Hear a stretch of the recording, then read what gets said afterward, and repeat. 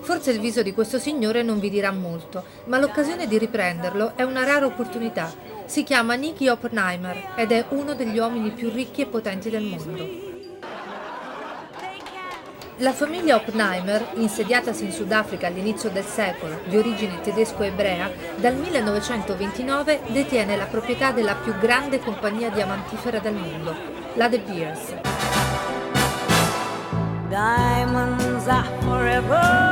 Per quasi 70 anni la De Beers ha detenuto il monopolio del mercato dei diamanti grezzi. Oggi Nicky Oppenheimer, nipote di Sir Ernest, fondatore del gruppo, prosegue la tradizione tramandata dal padre Henry.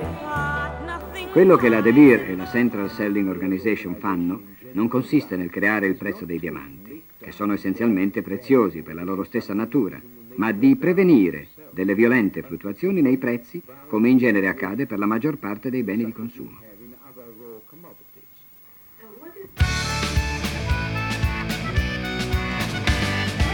I primi diamanti furono estratti in India più di 4.000 anni fa, ma l'estrazione moderna, quella praticata ancora oggi, ebbe inizio verso la fine del XIX secolo, proprio qui, a Kimberley, in Sud Africa, quando in questa fattoria di proprietà della famiglia De Beers fu trovato il primo diamante della storia moderna. This is the big hall. Today is a touristic attraction, but everything begins from here. Yeah, the modern diamond industry can trace back to here.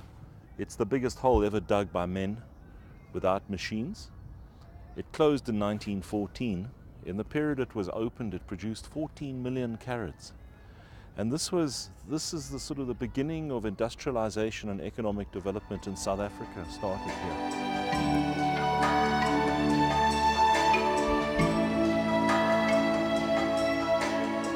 This story begins on the banks of the Orange River in the year 1866. Small hands plainly happened upon an unusual pebble.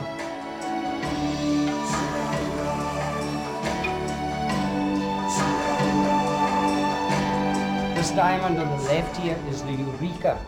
This is the diamond that the children picked up in Hopetown.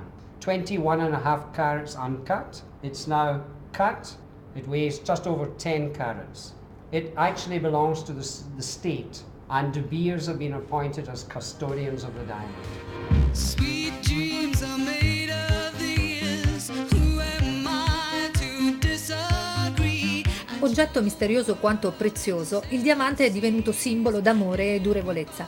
Gli Stati Uniti sono il più grande mercato dei diamanti e assorbe il 50% della produzione totale, seguito dal Giappone con il 18% e dall'Italia con il 6%. Ma la fortuna commerciale dei diamanti si deve anche alla strategia di marketing della De Beers, che ogni anno spende 200 milioni di dollari in campagne promozionali. Si deve infatti alla De Beers il geniale slogan "Un diamante per sempre". Diamonds are the most extraordinarily difficult thing to find. And particularly large diamonds, 2 carats and plus, fancy colored diamonds, yellows or blues or pinks, unbelievably rare. Do you know, if we look at the last decade, De Beers has spent over $1 billion exploring for diamonds. We found one mine in that period. Finding a diamond mine is one of the hardest, most expensive and difficult things in the world. And that's why diamonds are so valuable. Do you believe that the high value of diamond is being justified by the cost of all the production or not? Diamonds has found its own market and its own price in the market. Just like we have the oil price, we have the gold price, now we're having diamond prices as well, and that's supply and demand. Again, as I said to you earlier on, if it was 15 or 20 years ago, when there was control of the diamond market, that could have been influencing the price, but not anymore. The price of diamonds now is determined solely by supply and demand, and there is definitely a lack of certain type of diamonds in the market at the moment.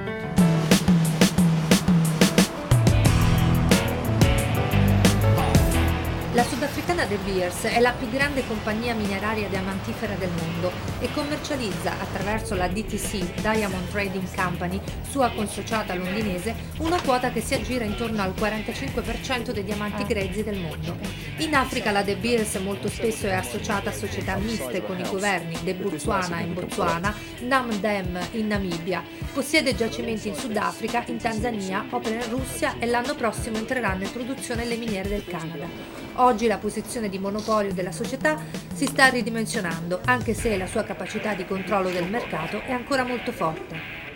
Well, if one looks at the total value of the rough diamonds produced in the world, it's about $13 billion per year.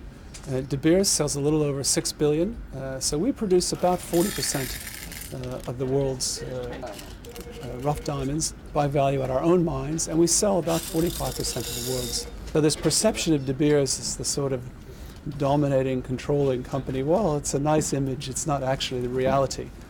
We're the leader of our industry, but it's a pretty competitive industry with other major companies from Alrosa to BHP to Rio Tinto all involved in diamonds. So it's a new reality. How many are the diamond reserve in the world? The biggest producing country in the world is Botswana, and they produce 35% of the world's rough diamonds. The second largest producer is Russia, which produces about 25%. South Africa is currently at a third place. Then you have Angola, Namibia, and then a host of other countries, including Canada. We believe that the reserves are available for many, many years, in fact, for our lifetime for sure, and maybe our children's lifetimes. But in certain categories of diamonds, there is always a shortage, depending on demand.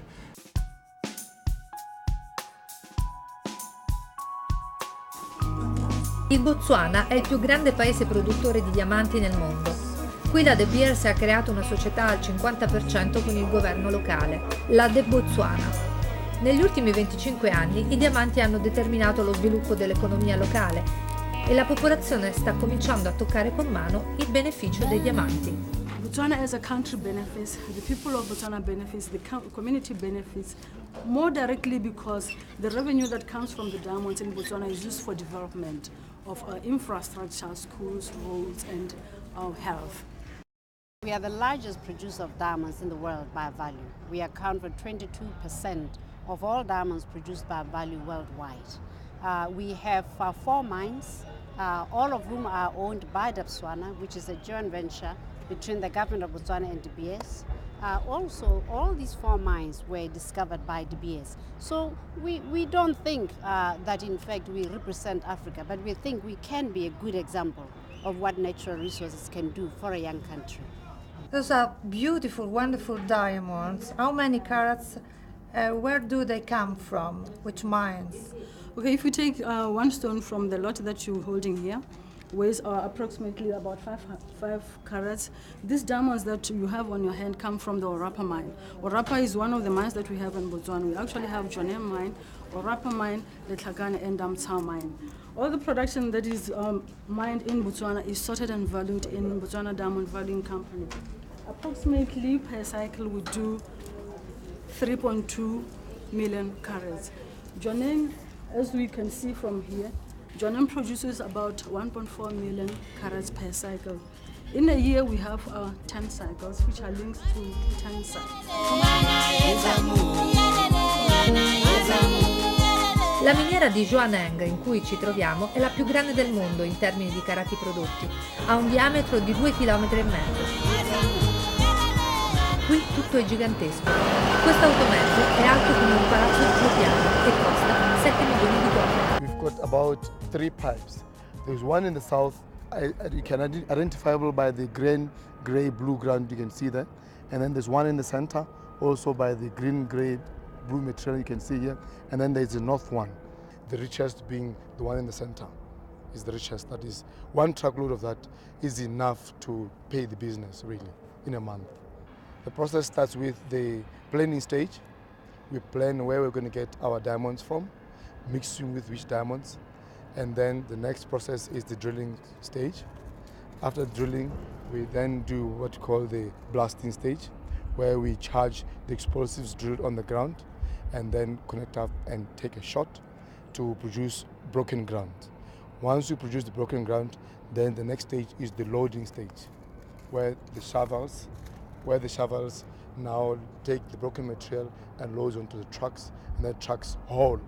Hence the next stage, which is called hauling. The trucks now with loaded material go to different destinations. The ore, that is the material with diamonds in it, goes to the plant for treatment, and the waste material without any diamonds in it goes to the waste dumps. Portata sul bordo della miniera dai camion, la kimberlite viaggia su questi nastri di trasporto. La roccia verrà sbriciolata fino a che rimarranno solo i diamanti in essa contenuti. La catena del diamante termina in queste alte torri. Questa è la zona di alta sicurezza chiamata aquarium, dove non siamo autorizzati a fare riprese. In questa zona solo pochi addetti ai lavori possono entrare. How much is the cost to product, for example, 1 carat? Oh, that's a very difficult question. But let us say that you move tons of ore to discover just one, to extract just 1 carat. And that is part of why it is so rare. The ratio of ore moved to diamonds recovered is probably about 4 to 1. So the high prices of diamonds are justified? We believe they are, but they are justified really by the love that people have for diamonds. They are justified by the beauty they represent. They are justified by the rarity of the product. But also they are justified by the value they bring to countries like Botswana. Because of course there's women and men worldwide buy diamonds. The truth of the matter is they are feeding African children. Dalle sue miniere sudafricane la DTC estrae 15 milioni di carati ogni anno. Quella che stiamo sorvolando è la miniera di Finsch, in Sudafrica. È uno dei giacimenti più ricchi e ci appare come una gigantesca ferita scavata nel fianco della terra.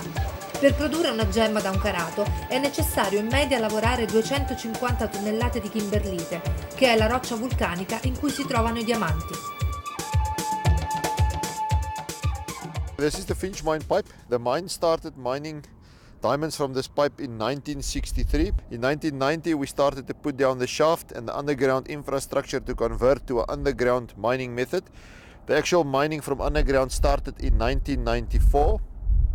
The mine plan for life of mine is to mine about 4 million tons from this resource per annum, producing about 2 million carats per year. How long do you suppose to mining in this mine? Currently the life of mine plan is to mine until 2014 with our current block, which is block 4, and then we're currently busy with developing infrastructure for block 5, which will take the mine to about 2030.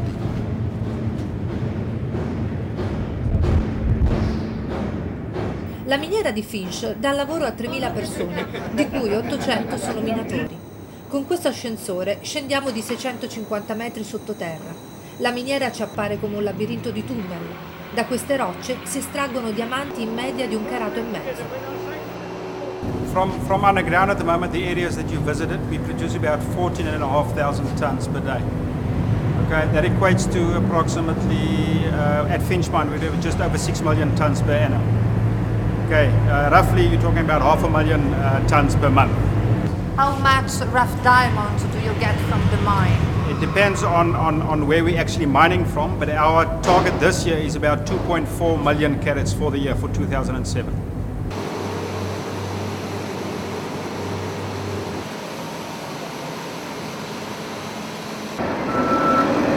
Il lavoro per estrarre diamanti è lungo e faticoso. In mezzo al rumore assordante dei caterpillar che trasportano la kimberlite e alla polvere che toglie il respiro. Incontriamo i minatori durante una pausa dal lavoro. L'80% di loro è di colore. Lavorano 9 ore al giorno e guadagnano dai 300 ai 500 euro al mese. How long have you been working in the underground? It's about 9 years now.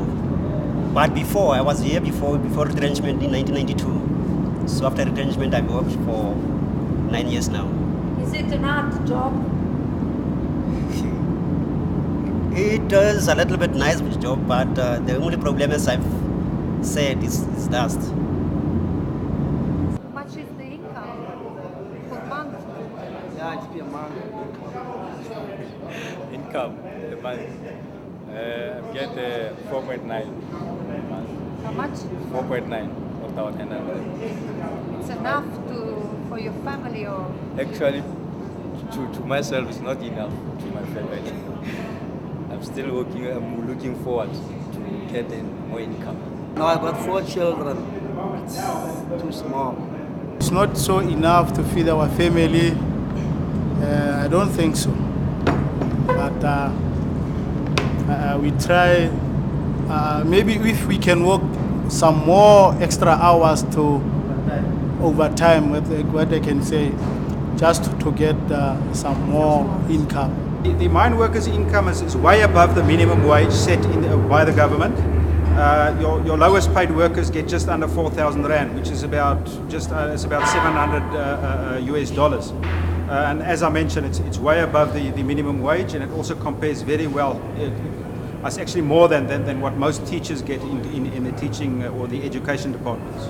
And De Beers was also the first company to make sure that each and every employee, as well as their children, receive ART, that is antiretroviral treatment for AIDS, and they all receive it free of charge.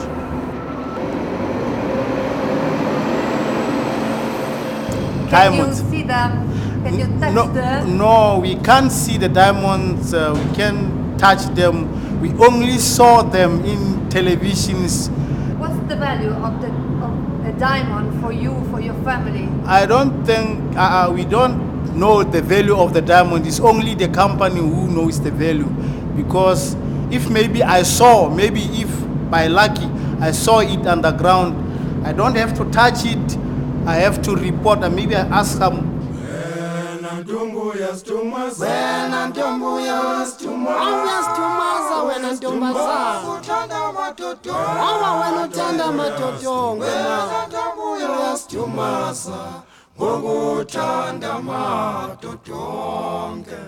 In questi container vivono gli operai con contratto temporaneo. Vengono da tutte le parti del Sud Africa. La maggior parte di loro ha lasciato moglie e figli nei villaggi d'origine. Trovare un'opportunità di lavoro non è facile in Sudafrica. Is diamond valuable for you? No, it's not valuable for me because I can't afford everything that I need. It's a very big house, one big family. So diamonds are valuable just for Western people, Western country, not for African people? No, not for African people. They are only available for the companies that they have the license to sell them.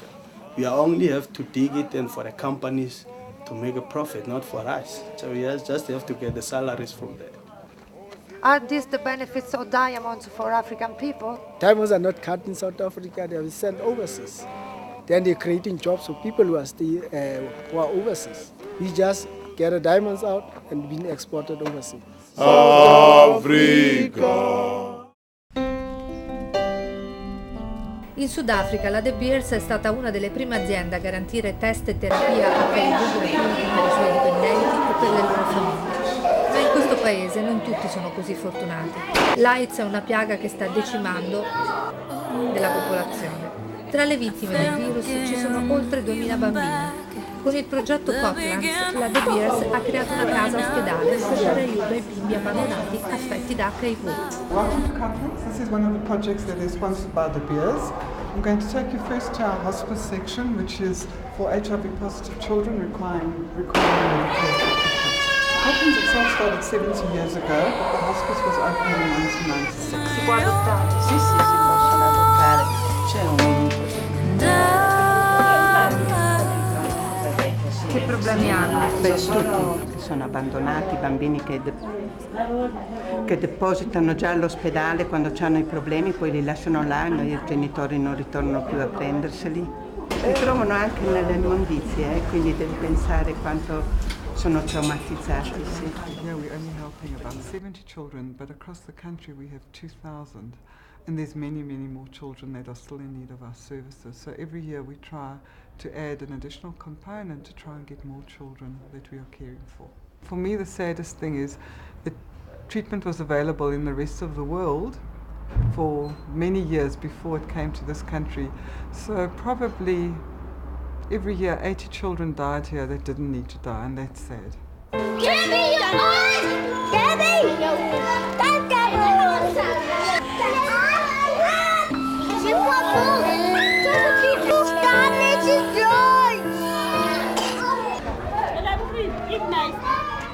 Questi due bambini sono due gemellini? Sì. Qual è la loro storia? Li hanno trovati che la sorellina un po' più grande di loro li stava sfamando perché la mamma era moribonda a letto. Non avevano niente da mangiare, sono entrati che erano denutriti tanto e adesso si sono ripresi.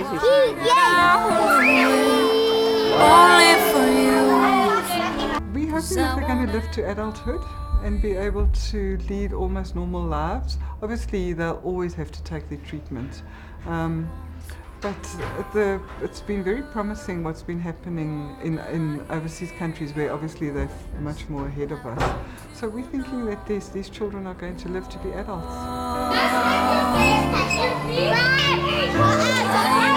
A lot of our support comes from the people that are able to afford the diamonds and the luxury cars. So for them, if everybody was in the same condition as these children, then we wouldn't be able to get that support. So as well, there is the more affluent people helping the less fortunate.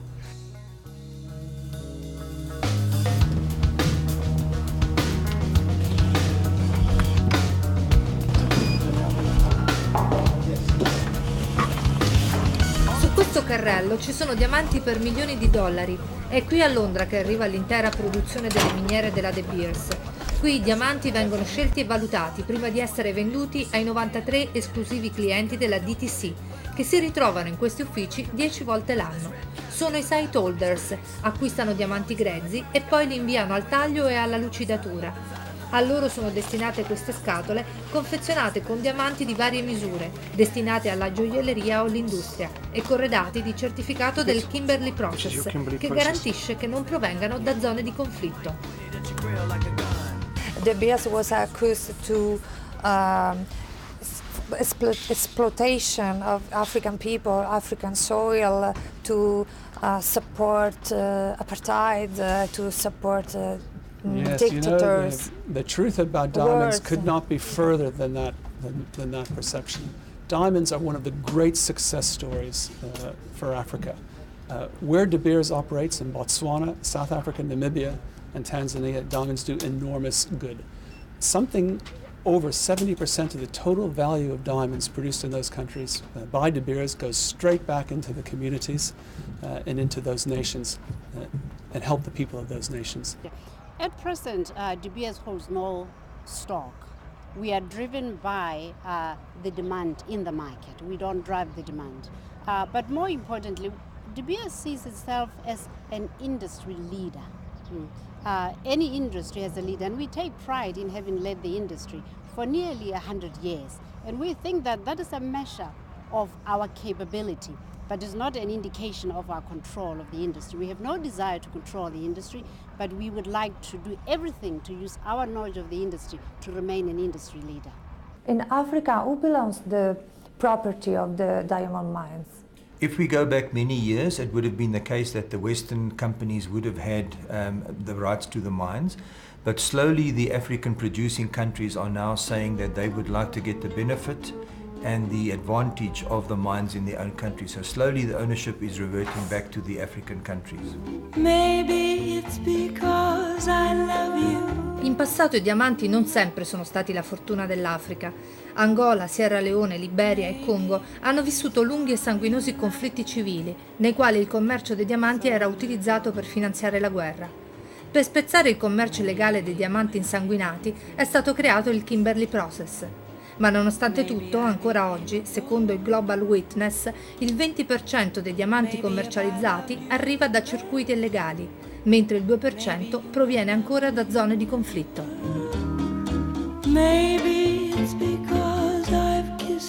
Firstly, that statement is not completely true.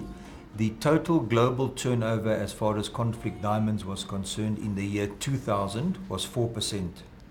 We as a diamond industry and the Kimberley process have currently brought it down to less than 0.2%. There's no conflict diamonds excepting for a small country called the Ivory Coast, but we have effectively blockaded them and they can't ship diamonds in or out of their country. However, in the Kimberley process, we believe that one conflict diamond is one conflict diamond too many, and we will keep our vigilance and we will keep our infrastructures in place in case we have to ever enact it again. You know, conflict diamonds was a real challenge for our industry, excuse me, in the late 1990s in particular. Today, it really is a problem of the past. Something like 99.8% of diamonds today come from areas where there is no conflict.